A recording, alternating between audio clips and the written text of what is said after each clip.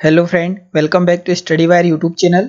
और इस लेक्चर में हम इन्वायरमेंट का लेक्चर नंबर 4 देखने जा रहे हैं। और ये लेक्चर जो होगा वो specially C TET, MP TET, CG TET और यूपी रीट और अदर भी जितने भी हिंदी भाषी क्षेत्र है उनमें जो भी टेट का यदि एग्जाम होता है तो आप उसमें इन्वायरमेंट यदि आ रहा है, आपके सिलेबस में दे रखा है तो आप इसे इस्तेमाल कर सकते हैं। ठीक है, इसमें टोटल सिलेबस वाइज है, मतलब तीसरी क्लास से लेकर 8वीं क्लास तक का जितना भी इन्वायरमेंट है वही इसमें कवर किया गया है। मतलब एनसीईआरटी बेस्ड, जिसका एग्जाम में वेटेज काफ़ी कुछ बढ़ जाता है। मतलब जो भी पेपर बनता है मैक्सिमम एनसीईआरटी बेस ही होता है, तो आपके लिए ये कहीं ना कहीं फायदेमंद होगा ही होगा। तो आपको ये 25 क्वेश्चन जरूर देखने चाहिए, इसका एग्जाम में फायदा आपको डेफिनेटली मिलेगा ही मिलेगा। तो आज का पहला क्वेश्चन हो जाएगा कि किसके नेतृत्व में चिपको आंदोलन को बल मिला। ठीक है, और ये काफी इजी क्वेश्चन होगा, मैक्सिमम स्टूडेंटों को पता रहता है। तो पहला ऑप्शन है यहाँ पर के एन बनर्जी, सेकंड है सुंदरलाल बहुगुणा, थर्ड ऑप्शन है यहाँ अमृता देवी बिनोई और फोर्थ ऑप्शन है मेघा पाटेकर। ठीक है, तो ऑप्शन नंबर सेकंड होगा राइट आंसर, सुंदरलाल बहुगुणा। और ये हुआ कहां पर था, तो उत्तराखंड में। ठीक है, चमोली नामक स्थान पर। सेकंड क्वेश्चन हो जाएगा कि निम्नलिखित में से, ठीक है, निम्न में से किस एक प्राणी को किसान का मित्र कहा जाता है। ठीक है, तो किसान का मित्र किसे कहा जाता है, तो यहाँ पहला ऑप्शन हो जाएगा चींटी, सेकंड ऑप्शन है केचुआ, थर्ड ऑप्शन है मधुमक्खी और फोर्थ ऑप्शन है तितली। ठीक है, तो इसका ऑप्शन नंबर सेकंड हो जाएगा राइट आंसर, केचुआ। ठीक है, जो केचुआ है इसे किसानों का मित्र कहा जाता है। क्वेश्चन नंबर थर्ड यहाँ हो जाएगा कि सैक या फिर लाइकेन है। ठीक है, जो लाइकेन होता है, ठीक है, स्पेशली है लाइकेन क्या है, तो पहला ऑप्शन हो जाएगा परजीवी, सेकंड ऑप्शन है रासायनिक स्वपोषी, थर्ड ऑप्शन हो जाएगा अपघटक और फोर्थ ऑप्शन हो जाएगा सहजीवी। ठीक है, तो ऑप्शन नंबर यहाँ डी हो जाएगा इसका राइट आंसर। जो लाइकेन होता है वह सहजीवी होता है, कवक के साथ एक सहजीवी का निर्माण करते हैं। ठीक है, क्वेश्चन नंबर फोर्थ यहाँ हो जाएगा कि झूम खेती होती है। ठीक है, तो झूम खेती होती है, तो पहला ऑप्शन है केरल, सेकंड है बिहार, थर्ड ऑप्शन है मेघालय, फोर्थ ऑप्शन है तमिलनाडु। ठीक है, तो ऑप्शन नंबर सी यहाँ हो जाएगा राइट आंसर, जो मेघालय है यहाँ पर झूम खेती की जाती है। क्वेश्चन नंबर पांचवा हो जाएगा कि भारत में कृषि को प्रभावित करने वाला मौसम का सबसे महत्वपूर्ण तत्व है। ठीक है, जो कृषि को प्रभावित करता है उसमें सबसे महत्वपूर्ण मौसम सबसे भारत में कृषि को प्रभावित करने वाला मौसम का सबसे महत्वपूर्ण तत्व कौन सा है, तो पहला ऑप्शन हो जाएगा तापमान, सेकंड ऑप्शन हो जाएगा आर्द्रता, थर्ड ऑप्शन पवन, फोर्थ ऑप्शन वृष्टि। ठीक है, तो इसका ऑप्शन नंबर डी हो जाएगा राइट आंसर, जो वृष्टि है वो सबसे अधिक प्रभावित करता है किसे, भारत के मौसम भारत की कृषि को प्रभावित करने वाला मौसम का सबसे महत्वपूर्ण कारक हो जाएगा क्या, तो वृष्टि। क्वेश्चन नंबर छठवा यहाँ हो जाएगा कि बीटी कपास है। ठीक है, जो बीटी कपास है वह क्या है, तो पहला ऑप्शन हो जाएगा एक संकर पौधा, सेकंड ऑप्शन हो जाएगा एक ट्रांसजेनिक पौधा, थर्ड ऑप्शन यहाँ हो जाएगा एक प्राकृतिक पौधा और फोर्थ ऑप्शन हो जाएगा एक औषधि पौधा। ठीक है, तो ऑप्शन नंबर यहाँ सेकंड हो जाएगा इसका राइट आंसर, एक ट्रांसजेनिक पौधा। ठीक है, इस प्रकार के पौधे को जब हम बना लेते हैं, ठीक है, मतलब जब संकरण के द्वारा इस विशेष पौधे को बना लेते हैं जिसमें एक ये बोल सकते हैं कि अपने खुद में एक रोग प्रतिरोधक क्षमता बनाने की इनकी कैपेसिटी बढ़ जाती है। ठीक है, इन्हें कहा जाता है बीटी कपास, जिसमें यदि कोई रोग होता है तो वो खुद रोग प्रतिरोधक क्षमता इतनी डेवलप कर लेता है कि उसे कोई रोग से कोई प्रभावित नहीं होती है फसलें।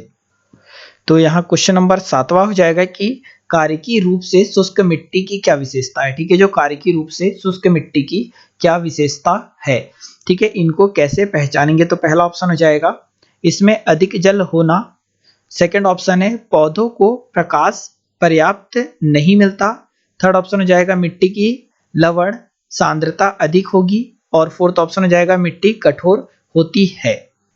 ठीक है, तो देखो यहाँ कार्यकी रूप से शुष्क मिट्टी को कैसे पहचानेंगे, ठीक है, या उनकी क्या विशेषता होती है, तो ऑप्शन नंबर सी हो जाएगा राइट आंसर, मिट्टी में लवण सांद्रता अधिक मात्रा में होती है। मतलब जो कि शुष्क मिट्टी जो होगी उसमें लवण मात्रा अधिक मात्रा में होगी, मतलब ऑप्शन नंबर सी होगा इसका राइट आंसर। क्वेश्चन नंबर आठवां होगा कि निम्न में से कौन द्विबीजपत्री पौधा है। ठीक है, मतलब ये जो चार पौधे दे रखे जैसे बांस, केला, गन्ना और सरसों, इसमें से कौन सा है जो द्विबीजपत्री पौधा है। ठीक है, तो ऑप्शन नंबर डी हो जाएगा इसका राइट आंसर, सरसों। ठीक है, मतलब ऐसे पौधे जिसको हम फाड़ने पर या जिनकी दालें निकलती है वही द्विबीजपत्री पौधा कहलाता है, तो ऑप्शन नंबर डी होगा राइट आंसर। यहाँ क्वेश्चन नंबर 9 हो जाएगा कि पौधों में जल का अधिग्रहण किसके द्वारा होता है। ठीक है, जो पौधे उसमें जल का अधिग्रहण किसके द्वारा होता है, तो पहला ऑप्शन हो जाएगा जाइलम, सेकंड ऑप्शन हो जाएगा फ्लोएम, थर्ड ऑप्शन हो जाएगा कैम्बियम और थर्ड ऑप्शन कैम्बियम और फोर्थ ऑप्शन हो जाएगा पेसिसेड। ठीक है, तो ऑप्शन नंबर सेकंड हो जाएगा इसका, ऑप्शन नंबर फर्स्ट हो जाएगा राइट आंसर जाइलम। ठीक है, तो जाइलम क्या होता है, जो पौधा होता है उसमें जाइलम से जल ऊपर जाता है। सपोज ये एक पौधा मान लेते हैं यहाँ, ठीक है, एक पौधा हो गया, तो ये जड़ों से ऊपर जब जाता है तो पानी किससे जाता है, पानी और खनिज लवण ये जाता है जाइलम से, और जो खनिज पदार्थ ऊपर बनते हैं पत्तियों में, ठीक है, किसके, प्रकाश संश्लेषण क्रिया के दौरान, और वो जब शरीर के अन्य भागों या फिर पौधे के अन्य भागों तक फैलते हैं किसके द्वारा, तो फ्लोएम के द्वारा। ठीक है, मतलब हम प्रकाश संश्लेषण के बाद बनने वाला जो कार्बोहाइड्रेट या फिर हम ये बोल सकते हैं कि शर्करा है, वो किसके द्वारा जाता है पूरे पौधे में, तो फ्लोएम के द्वारा। और खनिज पदार्थ मतलब जड़ों से, मतलब पृथ्वी से खनिज पदार्थ और पानी किसके द्वारा जाता है, तो जाइलम से। क्वेश्चन नंबर यहाँ 10वां हो जाएगा कि इस पौधे की पत्तियां, ठीक है, मतलब ये 4 दे रखे, इनमें से पौधे की पत्तियां जिन्हें सब्जी की तरह प्रयोग में लाया जाता है, इसके बीजों से तेल प्राप्त किया जाता है। ठीक है, तो देखो सब्जी के रूप में भी प्रयोग कर रहे हैं और इससे तेल भी प्राप्त कर रहे हैं। यह पौधा कौन सा है, तो पहला ऑप्शन है पालक, सेकंड है सरसों, थर्ड ऑप्शन है नारियल और फोर्थ ऑप्शन यहाँ हो जाएगा बंद गोभी। ठीक है, तो ऑप्शन नंबर सेकंड हो जाएगा इसका राइट आंसर। जो सरसों है इसकी हम पत्तियों को साग के रूप में प्रयोग करते हैं, ठीक है, और इसके जो बीज निकलते हैं उससे क्या निकाला जाता है, ऑयल निकाला जाता है, तेल निकाला जाता है। क्वेश्चन नंबर यहाँ 11वां हो जाएगा कि मिजोरम में की जाने वाली झूम खेती के विषय में निम्नलिखित कथनों पर अध्ययन कीजिए। ठीक है, मतलब ये जो 4-5 कथन दे रखे हैं इनको पढ़ना है, झूम खेती के विषय में है। तो यहाँ पर पहला कथन दे रखा है कि एक फसल को काटने के पश्चात भूमि को कुछ वर्षों तक खुला छोड़ देते हैं। ठीक है, तो ये तो बिल्कुल सही है यार, क्योंकि जो झूम खेती है वहां पर रेगुलर खेती नहीं की जाती, मतलब एक फसल बो देते हैं, बाकी कुछ वर्षों तक उसे छोड़ देते हैं, बाकी दूसरी जगह जब तक खेती की जाती है। सेकंड ऑप्शन देखते हैं कि इस भूमि पर उगने वाले बांस और खरपतवार को काट कर जला दिया जाता है। बिल्कुल ये भी सही है, जो मिजोरम में जब ये होती है तो, या फिर अदर और जगह भी जहां पर भी अगर हम इसे झूम खेती का नाम अगर दे रहे हैं तो वहां पर उगने वाले बांस, ठीक है, बांस और खरपतवार को काटकर पहले जला दिया जाता है, तो ये भी बिल्कुल सही है झूम खेती के विषय में। थर्ड ऑप्शन है बीज बोने से पहले भूमि को गहरी जुताई की जाती है, यार तो ये इसके अंतर्गत नहीं आता, मतलब थर्ड तो यहाँ गलत हो जाएगा। फोर्थ अगर देखें तो एक ही खेत में 3-4 भिन्न भिन्न प्रकार की फसलें उगाई जाती है। ठीक है, तो यहाँ पर यह भी बिल्कुल सही हो जाएगा कि एक ही खेत में 3-4 भिन्न भिन्न प्रकार की फसलें उगाई जाती है। और पांचवा यहाँ दिया है कि आवश्यकता अनुसार रासायनिक उर्वरकों और कीटनाशकों का प्रयोग भी किया जाता है, तो ये तो बिल्कुल गलत हो जाएगा कि झूम खेती जहां पर एक बार करते हैं और 2-3 साल तक खुला छोड़ देते हैं, ठीक है, उसके बाद खेती की जाती है, तो कीटनाशक का यूज कहीं से कहीं तक होता नहीं है। मतलब अगर हम देखेंगे यहाँ पर तो हमारे पास पहला बिल्कुल सही है, सेकेंड सही है स्टेटमेंट, और फोर्थ स्टेटमेंट सही है, मतलब पहला, दूसरा और चौथा, तो पहला, दूसरा और चौथा ऑप्शन नंबर सी हो जाएगा इसका राइट आंसर। तो यहाँ पर क्वेश्चन नंबर 12वां हो जाएगा कि जल चक्र में जल पादप प्लवक व्यवस्था के बाद आती है। ठीक है, मतलब जल चक्र में जल पादप प्लवक व्यवस्था के बाद आती है, तो पहला ऑप्शन हो जाएगा निमग्री व्यवस्था, सेकंड ऑप्शन है रीड स्वाम्प व्यवस्था, थर्ड ऑप्शन हो जाएगा निर्गत व्यवस्था और फोर्थ ऑप्शन है वन स्थली व्यवस्था। ठीक है, तो ऑप्शन नंबर फर्स्ट हो जाएगा इसका राइट आंसर कि जल चक्र में जल पादप प्लवक व्यवस्था के बाद जो आती है, जल पादप फलक व्यवस्था के बाद जो आती है वो कौन सी व्यवस्था आती है, तो निमग्री व्यवस्था। ठीक है, तो ऑप्शन नंबर फर्स्ट हो जाएगा इसका राइट आंसर। क्वेश्चन नंबर यहाँ 13वां हो जाएगा कि भारत के निम्नलिखित में से किस भौतिक प्रदेश में उष्णकटिबंधीय सदाबहार से लेकर अल्पाइन प्रकार की वनस्पति मिलती है। ठीक है, तो यहाँ पर 2-3 चीजें पे नोटिस करना है कि उष्णकटिबंधीय सदाबहार वन भी मिलते हैं और अल्पाइन प्रकार के भी वन मिलते हैं। ठीक है, तो भारत में ये कहाँ पर मिलता है, तो पहला ऑप्शन है यहाँ पर दक्षिण का पठार, सेकंड ऑप्शन है हिमालय पर्वतीय प्रदेश, थर्ड ऑप्शन है उत्तर का बड़ा मैदान और फोर्थ है यहाँ पर तटीय मैदान। ठीक है, तो ऑप्शन नंबर सेकंड यहाँ हो जाएगा राइट आंसर। जो हिमालयी पर्वत प्रदेश जो है वहां पर हमें उष्णकटिबंधीय, ठीक है, और उसके बाद अल्पाइन वर्ष दोनों प्रकार के वन पाए जाते हैं। क्वेश्चन नंबर यहाँ 14वां हो जाएगा कि वन्य जीवों को मारने तथा वनों को काटने से होता है। ठीक है, तो वन्य जीव है उनको मारने और वनों को काटने से क्या होता है, तो यहाँ पर पहला ऑप्शन दे रखा है कि बाढ़ आना, सेकंड ऑप्शन दे रखा है सूखा पड़ना, थर्ड ऑप्शन दिया है मृदा अपरदन, फोर्थ ऑप्शन दिया है यह सभी। ठीक है, तो देखो यार, वन्य जीव को मार देंगे और वनों को काट देंगे तो मतलब पानी नहीं रुकेगा। कहाँ? जंगलों में, तो बाढ़ भी आएगी, सूखा भी पड़ेगा, पेड़ कम हो जाएंगे तो बारिश कम होगी, और मृदा अपरदन, क्योंकि जहां से पानी बहेगा जड़ों के द्वारा पानी नहीं रुक पाएगा तो मृदा का अपरदन भी होगा, मतलब क्षय भी होगा। तो तीनों के तीनों सही है, इसीलिए ऑप्शन नंबर डी जहां हो जाएगा राइट आंसर। ठीक है, यह सभी मतलब बाढ़ आना, सूखा पड़ना और मृदा अपरदन, तीनों की तीनों घटनाएं घटेगी जब वन्य जीव को मारेंगे और वनों को काटेंगे तो। क्वेश्चन नंबर 15वां यहाँ हो जाएगा कि भारत में वन्य जीव अभ्यारण्य है। ठीक है, किसकी बात हो रही है? तो वन्य जीव अभ्यारण्य है। तो पहला ऑप्शन हो जाएगा 501, सेकंड ऑप्शन हो जाएगा 715, थर्ड ऑप्शन हो जाएगा 521, फोर्थ ऑप्शन हो जाएगा 633। ठीक है, तो ऑप्शन नंबर यहाँ फर्स्ट हो जाएगा राइट आंसर, 501 वन्य जीव अभ्यारण्य कहाँ? भारत में। क्वेश्चन नंबर 16वां यहाँ हो जाएगा कि पृथ्वी के तापमान में वृद्धि से वनस्पति पर क्या प्रभाव पड़ेगा। ठीक है, यदि पृथ्वी का तापमान बढ़ता है तो, ठीक है, तापमान में वृद्धि जब होती है तो वनस्पति पर क्या प्रभाव पड़ेगा। तो पहला ऑप्शन यहाँ पर हो जाएगा पृथ्वी वनस्पतिहीन हो जाएगी, सेकंड ऑप्शन हो जाएगा वनस्पति सूख जाएगी, थर्ड ऑप्शन हो जाएगा वनाग्नि की घटना बढ़ेगी, और फोर्थ है यह सभी। ठीक है, तो देखो यार, जब पृथ्वी का तापमान बढ़ रहा है, ठीक है, वृद्धि हो रही है, तो पृथ्वी पर वनस्पति बिल्कुल विहीन हो जाएगी, मतलब कहीं ना कहीं वनस्पति धीरे धीरे घटते घटते खत्म हो जाएगी। ठीक है, खत्म कैसे होगी? जब वनस्पति सूखेगी तब, मतलब सेकंड भी यहाँ सही है, और वनाग्नि की घटना घटेगी, मतलब यहाँ पर थर्ड भी सही है, इसीलिए ऑप्शन नंबर डी हो जाएगा राइट आंसर कि पृथ्वी का तापमान बढ़ता है तो तीनों की तीनों घटनाएं घटेगी। इसी आधार पर ऑप्शन नंबर डी होगा राइट आंसर।